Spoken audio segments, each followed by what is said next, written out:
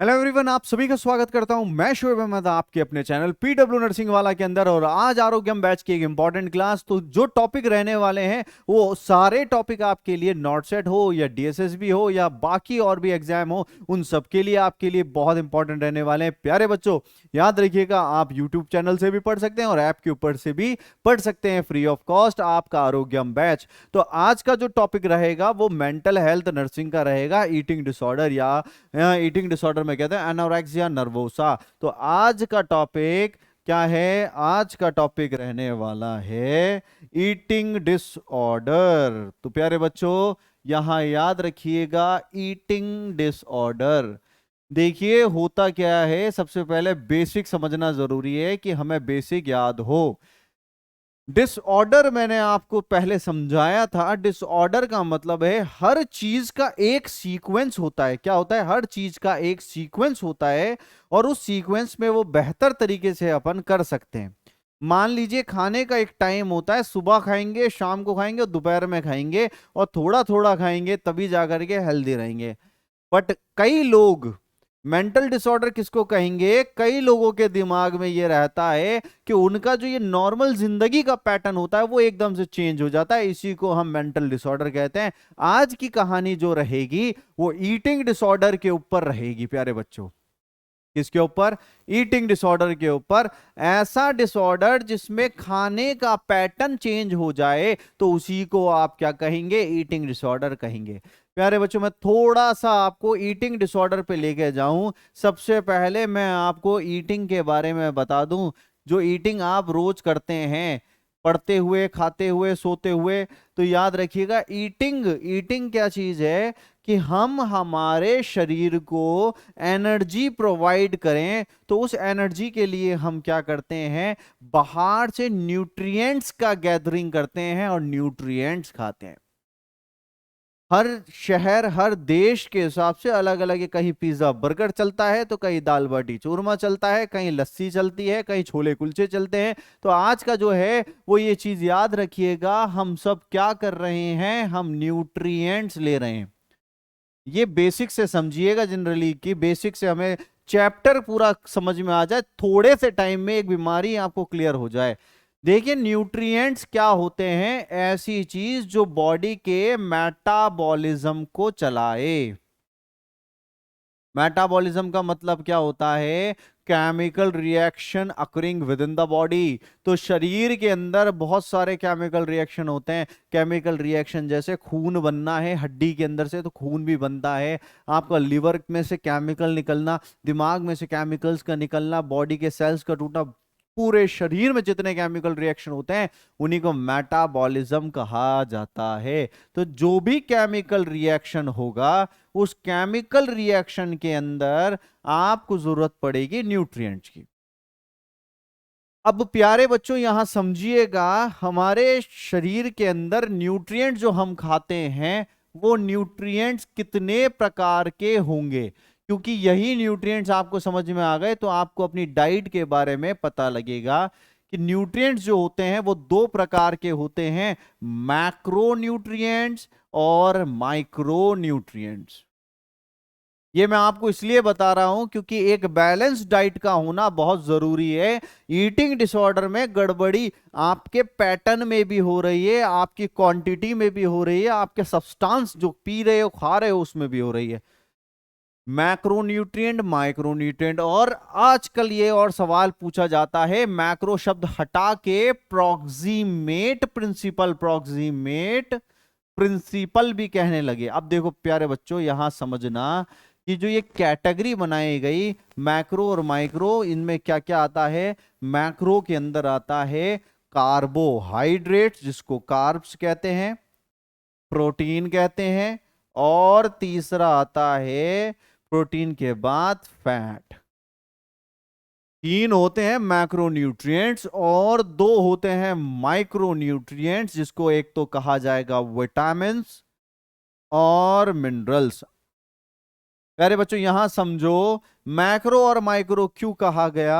आपको प्रोटीन खाना है तो आप प्रोटीन में चिकन खाते हैं, आप कार्बोहाइड्रेट रोटी खानी है रोटी खा सकते हैं। तो जनरली हम मैक्रो न्यूट्रिएंट वो चीज होती है जिसको लार्ज क्वांटिटी में आप खा रहे हैं, और ये लार्ज क्वांटिटी में खाने से आपको एनर्जी मिलेगी। क्या मिलेगी? एनर्जी। ये बेसिक है, एनर्जी मिलेगी। अब प्यारे बच्चों यहां समझना, कभी आपने किसी को मल्टीविटामिन का पूरा एक चम्मच भर भर के खाने का हुआ देखा है क्या? या फिर आपने मिनरल्स के अंदर मैं बोलूं एक आयरन की रॉड ली और आयरन की रॉड चबा रहे हो, कभी ऐसा देखा है क्या? कभी सोना हुआ गोल्ड हुआ ये खाते हुए देखा है क्या? ये खाते हैं, लेते हैं, बट माइन्यूट क्वांटिटी में लेते हैं, इसीलिए इसको क्या कहा जाता है? माइन्यूट क्वांटिटी में लोगे तो माइक्रो न्यूट्रिएंट कहेंगे। प्यारे बच्चों ये कार्बोहाइड्रेट्स, प्रोटीन और फैट ये सब एनर्जी देते हैं, और विटामिन्स और मिनरल्स जो होते हैं ये सिर्फ और सिर्फ मेटाबॉलिक प्रोसेस में मदद करते हैं। ठीक है, मेटाबॉलिक प्रोसेस में मदद करते हैं। कैसे करते हैं?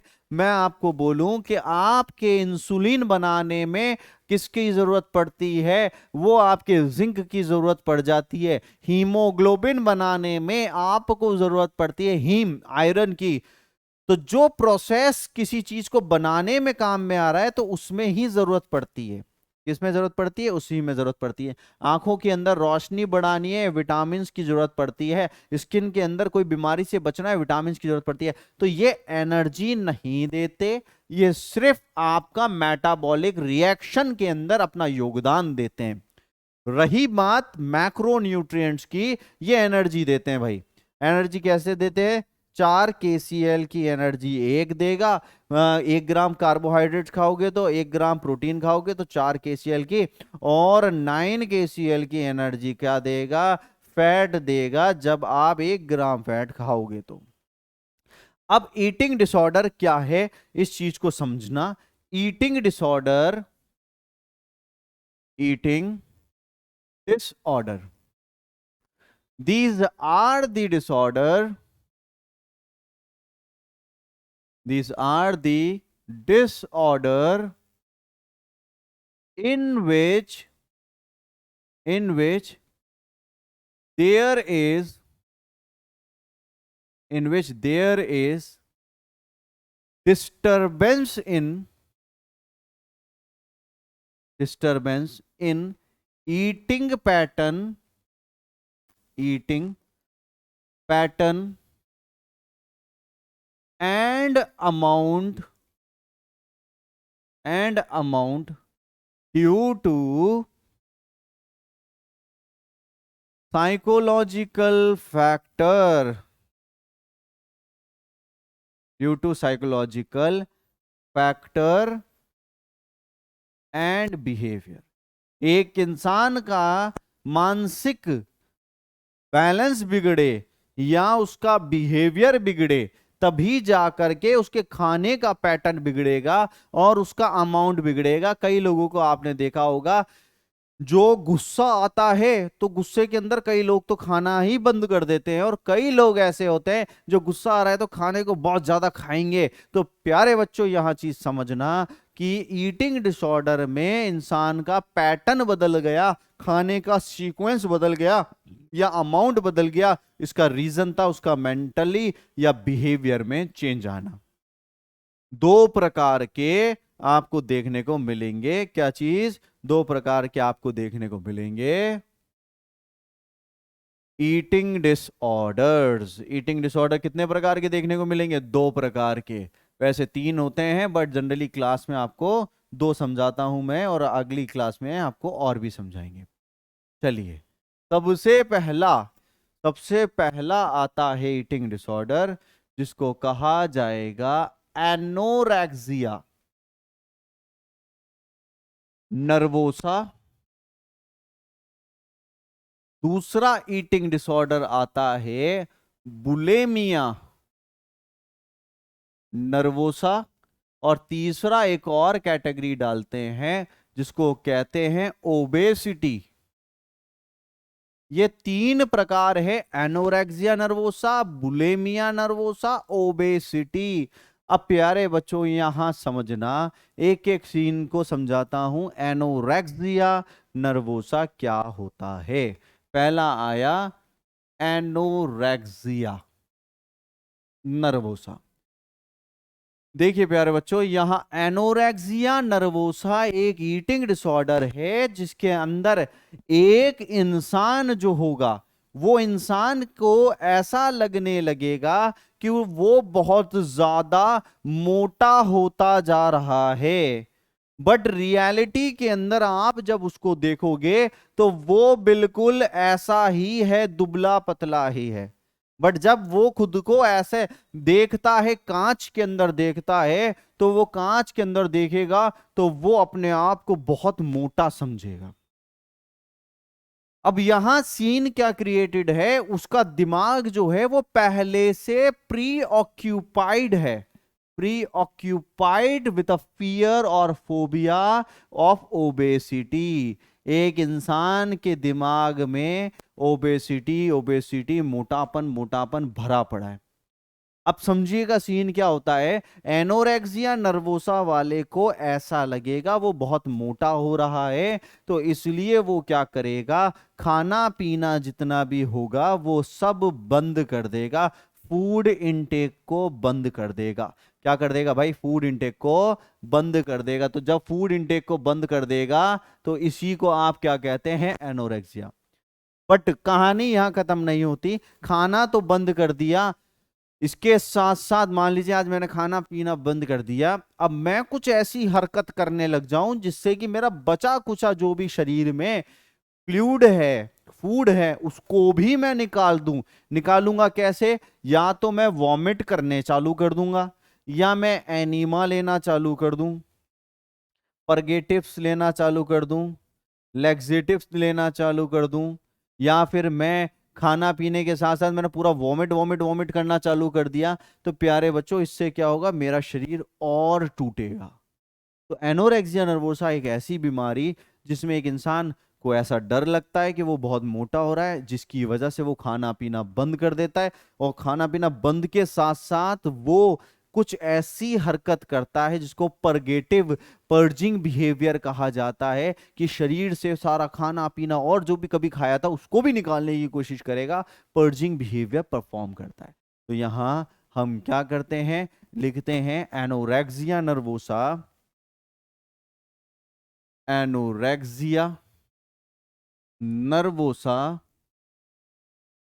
is a mental disorder in which a person has a feeling या फिर फोबिया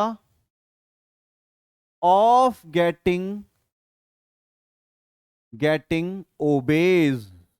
एक इंसान के दिमाग में ये फीलिंग है कि वो बहुत मोटा होता जा रहा है या जा रही है, getting a feeling of obese, in spite of which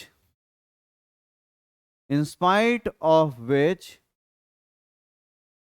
he or she avoid food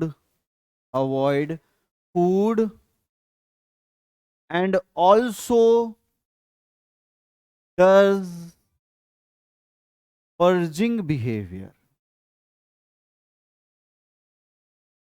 एक इंसान को मोटा लग रहा है, अपने आप को मोटापन दिख रहा है, वो खाना पीना भी बंद कर देगा, साथ में पर्जिंग बिहेवियर भी करेगा। पर्जिंग बिहेवियर क्या होता है ये समझना। पर्जिंग बिहेवियर का मतलब होता है पर्जिंग बिहेवियर। पर्जिंग बिहेवियर का क्या मतलब है?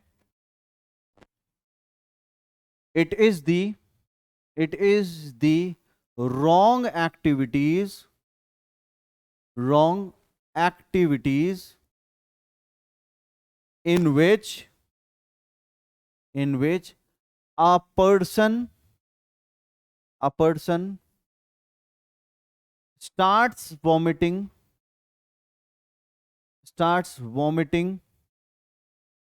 comma, uses diuretics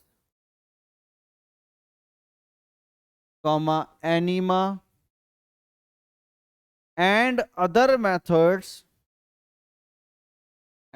methods to destroy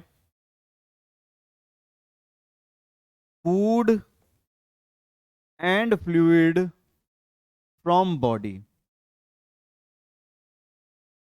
तो यहां पर एक इंसान खाना और पानी जो शरीर में बचा हुआ है, मैंने आज खाना नहीं खाया मान लीजिए, तो मैं चाहूंगा, मेरे को ऐसे कांच के सामने जाऊंगा तो मुझे लगेगा मैं बहुत मोटा दिख रहा हूं। फिर मैं क्या करूंगा, मैं वॉमिट करना चालू करूंगा, टेंशन में आ जाऊंगा, एनिमल लूंगा, तो इससे क्या होगा, मेरे शरीर में जो बचा कुचा चीज है वो भी मैं बाहर निकाल दूंगा। तो प्यारे बच्चों यहां याद रखिएगा, पर्जिंग बिहेवियर मतलब ऐसी हरकत करना जैसे उल्टी करना, डायूरेटिक पेशाब के जरिए, यूरिन के जरिए सारे फ्लूइड को बाहर निकालना, एनिमल लेना, इसी को पर्जिंग बिहेवियर कहते हैं। तो एक इंसान एनोरेक्सिया में पर्जिंग बिहेवियर करता है। अब देखो समझना बात को, क्या कारण है, कॉजेज क्या बनते हैं एनोरेक्सिया नर्वोसा के। पहला, सबसे पहला फैक्टर है सोशल फैक्टर। ठीक है, पहला फैक्टर क्या बनता है, सोशल फैक्टर बनता है। या फिर हम ये कह सकते हैं सोसाइटी में जिनको ऐसे कई प्रोफेशन हैं जिनमें उठना बैठना होगा तो आपको दुबला दिखना पड़ेगा, तो ऐसे लोग जैसे कि मैं आपको बताता हूं, मॉडल्स, जो मॉडलिंग करते हैं उनके दिमाग में ये रहता है कि वो मोटे नहीं दिखना चाहते, वो बिल्कुल दुबले दिखना चाहेंगे।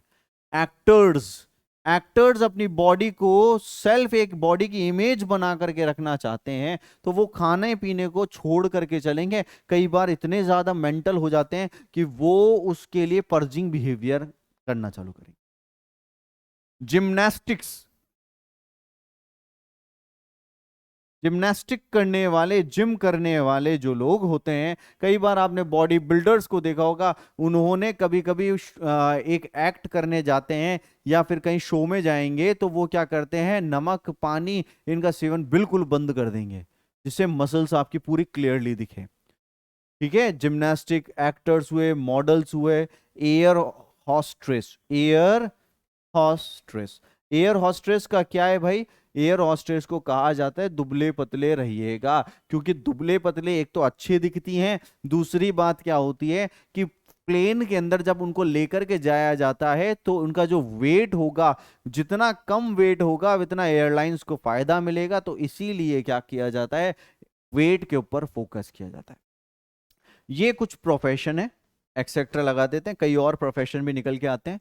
दूसरी बात याद रखिएगा, प्रोफेशन के अलावा नॉर्मल अगर मैं घरेलू जिंदगी में जी रहा हूं तो आजकल एक घरेलू जिंदगी के अंदर नॉर्मल सा पैटर्न बन गया कि दुबले पतले दिखना है। क्या दिखना है, दुबले पतले दिखना है। तो सेकंड फैक्टर आता है साइकोलॉजिकल, साइकोलॉजिकल फैक्टर।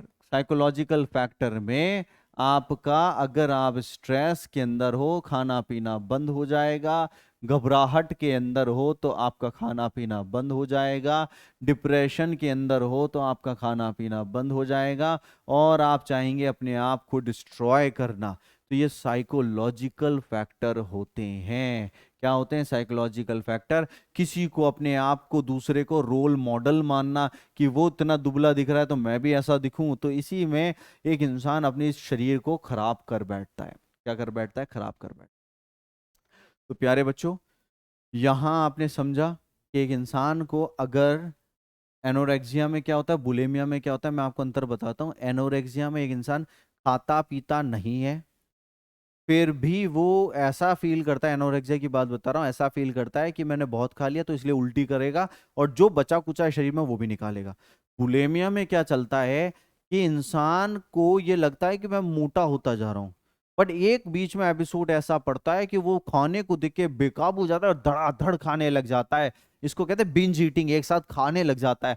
फिर बाद में टेंशन में आता है मैंने इतना खा लिया, फिर जाके उल्टी करेगा। तो यहाँ डिफरेंस समझना, इसने तो खाया नहीं था, इसने खूब खाया, और जब इसने खाया नहीं फिर भी इसने उल्टियां करी, इसने खाने के बाद उल्टी करी, इसका जो वेट लॉस होगा, इसका जो एनोरेक्सिया वाला इसका वेट लॉस होगा, बट बुलिमिया नर्वोसा वाले का वेट लॉस नहीं होगा क्योंकि इन्हें पहले ही खा लिया फिर उसके बाद उल्टी कर रहा है। तो यहां समझिएगा कुछ क्लिनिकल फीचर्स आपको मैं बताता हूं। Clinical feature clinical features. अब क्लिनिकल फीचर्स समझना प्यारे बच्चों। सबसे पहला फीचर है एनोरेक्सिया वाले पेशेंट का बॉडी वेट कम मिलेगा। Body weight will be less than 85% of normal. Normal weight, मान लीजिए किसी उम्र में 100 किलो वजन होना चाहिए था, एक नॉर्मल कैटेगरी में मानते हैं नहीं होता वैसे, बट उसका 85% है। किसी का 60 किलो होना चाहिए था, उसका 40 आ रहा है। किसी बच्चे का 15 किलो होना चाहिए था, उसका 8 किलो आ रहा है। यहां याद रखना, एक 100%, एक इंसान की एक वैल्यू होती है, 100% इस कैटेगरी में इतना होना चाहिए, उसका 100 नहीं, उसका 85 से कम जा रहा है, 15% का नुकसान जा रहा है, तो वो बॉडी वेट में कमी आना, पहली बात।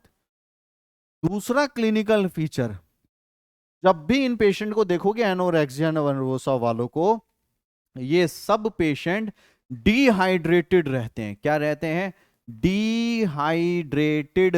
इनके होठ जो होंगे वो बिल्कुल सूखे हुए होंगे, डिहाइड्रेटेड।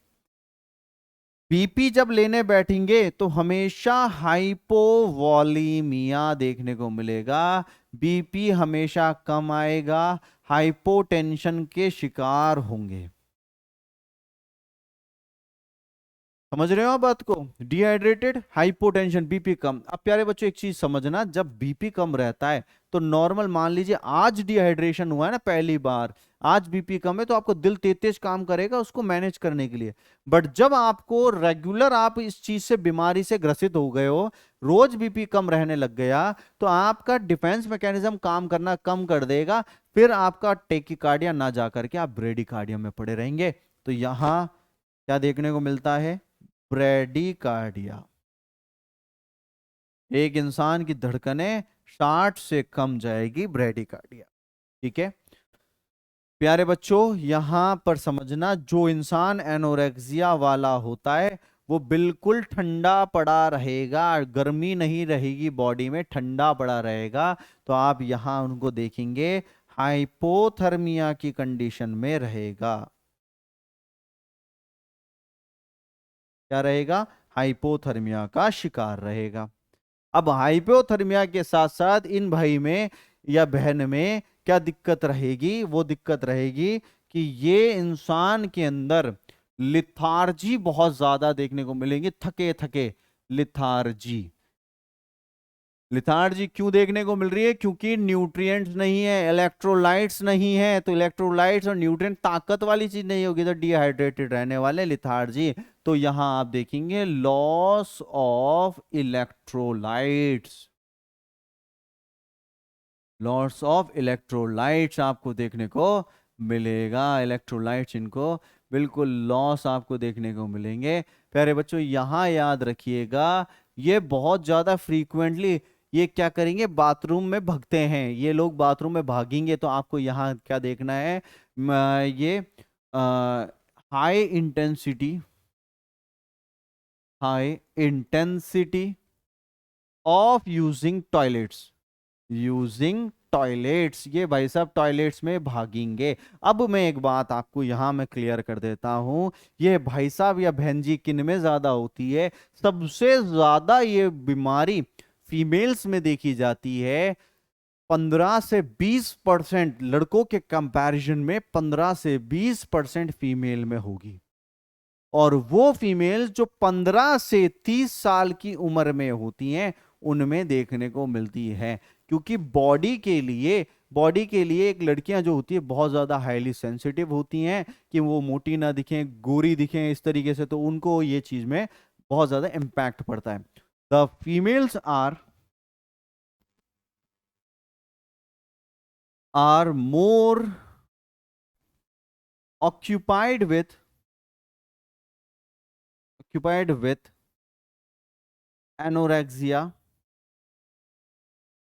than boys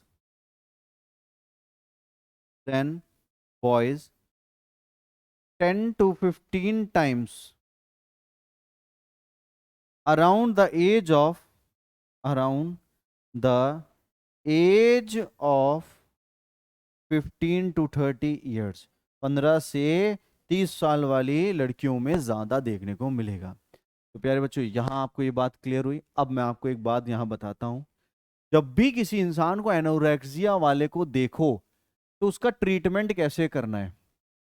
पहली बात पहली बात यह है कि ट्रीटमेंट तब होगा जब आपको उसको काउंसलिंग दोगे, बिठा करके समझाओगे, माइंड सेट होगा, तभी जाके इलाज होगा। तो पहला काम होता है counselling about food, about obesity, body look, body looks. तो काउंसलिंग करिएगा सबसे पहले। पहली बात काउंसलिंग की, हमने स्टार्टिंग में उनको समझा दिया कि तुम मोटे नहीं हो, तुम ठीक हो, दूसरों को भी देखो।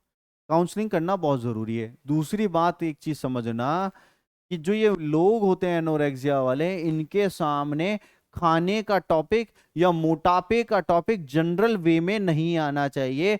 कि मान लीजिए काउंसलिंग हमने कर दी, समझा दिया उनको, वो माइंड सेट हो गए, अब बैठे हुए हैं और हम जैसे कुछ मिल गए तो बोल रहे हैं यार तू खाता पीता नहीं है, हम मजे ले रहे हैं उसके, खाता पीता नहीं है, तो बॉडी वॉडी बना, कुछ मोटा दुबला नहीं, मोटा होता जा रहा है, तो इससे क्या होगा, एक्टिव हो जाएगा। तो avoid discussions, avoid discussion about food, about food, food से रिलेटेड डिस्कशन नहीं होना चाहिए।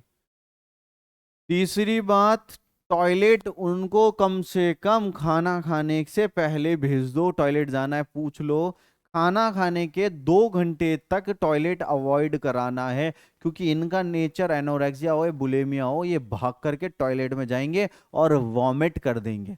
तो इसलिए आपको क्या करना है, अवॉइड कराना है टॉयलेट को for 2 hours. Restrict entry to entry to toilets for 2 hours. 2 घंटे के लिए रिस्ट्रिक्ट कराना है, क्योंकि अवॉइड करना है 2 आवर्स फॉर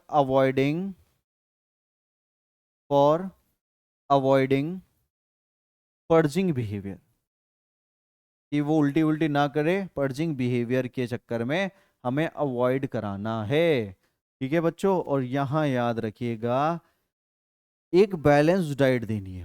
बैलेंस डाइट का मतलब है हम उन इंसान को हाई प्रोटीन हाई कैलोरी वाली डाइट दें, जिससे कि उनके अंदर बॉडी में इलेक्ट्रोलाइट्स और न्यूट्रिएंट्स की कमी है वो बैलेंस बन जाए। तो प्रोवाइड कीजिए, प्रोवाइड हाई कैलोरी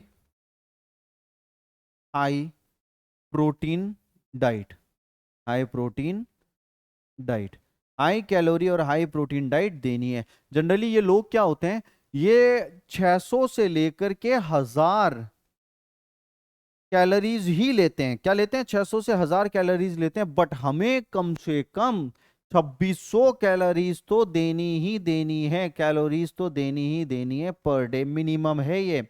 बट ये क्या करते हैं, एनोरेक्सिया वाला सिर्फ 600 से 1000 लेता है, 600 से 1000 तक बिल्कुल कम कर देगा। तो यहाँ high calorie high protein diet दो, 2600 तो देनी ही देनी है। और हमें फ्रीक्वेंट मील्स देने हैं। क्या देने हैं, frequent small meals, frequent small meals, छोटे छोटे मील्स देने हैं। समझ में आई बात। प्यारे बच्चों, यहाँ एक चीज याद रखना, ये जो लंबे समय से इस बीमारी में ग्रसित होते हैं ना, तो इनकी भूख मर जाती है। क्या मर जाती है, भूख मर जाती है। तो हमें यहाँ एंटी याद रखिएगा, एंटी हिस्टामिन वाली दवा देनी है, जिसको एपिटाइट स्टिमुलेंट देते हैं। Provide appetite stimulant, appetite stimulant दिया जाता है जिससे भूख खुलती है। क्या भैया, भूख खुलती है, जिसको कहते हैं, एग्जाम्पल देता हूं, क्रिप्टोहैप्टाडीन, क्रिप्टोहैप्टाडीन दिया जाएगा। ये क्रिप्टोहैप्टाडीन क्या होती है, एंटी हिस्टामिन वाली दवा होती है, एंटी हिस्टामिनिक ड्रग होती है। तो क्रिप्टोहिप्टाडीन, क्रिपोहिप्टाडीन भी कहते हैं, क्रिप्टोहिप्टाडीन भी कहते हैं। तो ये दवा देंगे तो भूख खुलेगी और खाएगा। इसके अलावा घबराहट को कम करने के लिए एंटी डिप्रेसेंट दिया जाएगा, डिप्रेसेंट ड्रग्स एडमिनिस्टर करना है, एंटी डिप्रेसेंट ड्रग एडमिनिस्टर करना है, जैसे कि SSRI, ठीक है, SSRI mono amino oxidase inhibitor, ये देना है। एग्जाम्पल आपको इमीप्रामाइन, इमीप्रामाइन, ठीक है, इमीप्रामाइन देना है।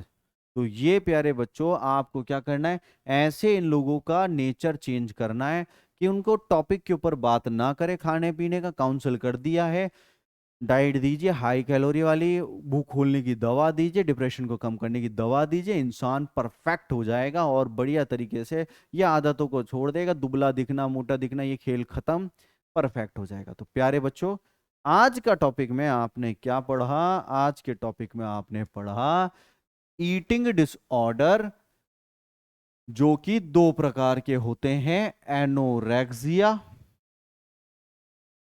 नर्वोसा, बुलेमिया, ठीक है। एनोरेक्सिया नर्वोसा का मैंने बताया कि फूड नहीं खाता, उसके साथ साथ पर्जिंग बिहेवियर करता है, जो खाया पिया है उसको भी बाहर निकालता है। फिर मैंने आपको बताया क्या क्लिनिकल फीचर होंगे और क्या इसका ट्रीटमेंट हम देंगे। नेक्स्ट क्लास में मैं आपको समझाऊंगा बुलेमिया के बारे में कि बुलेमिया क्या होता है। तो आप सभी मुझे बताइएगा कि अगर कोई इंसान एनोरेक्सिया वाला है, एनोरेक्सिया नर्वोसा वाला, तो उसके अंदर आपसे सवाल पूछा जाए, उसके अंदर हाइपोकैलेमिया देखने को मिलेगा या हाइपरकैलेमिया देखने को मिलेगा, कि पोटेशियम की मात्रा कम देखने को मिलेगी या ज्यादा देखने को मिलेगी। ये सवाल है आप सभी के लिए कि एनोरेक्सिया नर्वोसा में हाइपो देखने को मिलता है या हाइपरकैलेमिया देखने को मिलता है। आप सभी को बता दूं पोटेशियम सेल के अंदर रहता है। तो इसका जवाब जरूर दीजिएगा कमेंट बॉक्स में। तो नेक्स्ट क्लास के लिए वेट कीजिएगा। आप सभी का प्यारे बच्चों का बहुत बहुत शुक्रिया। मिलते हैं अगली क्लास में। Thank you so much.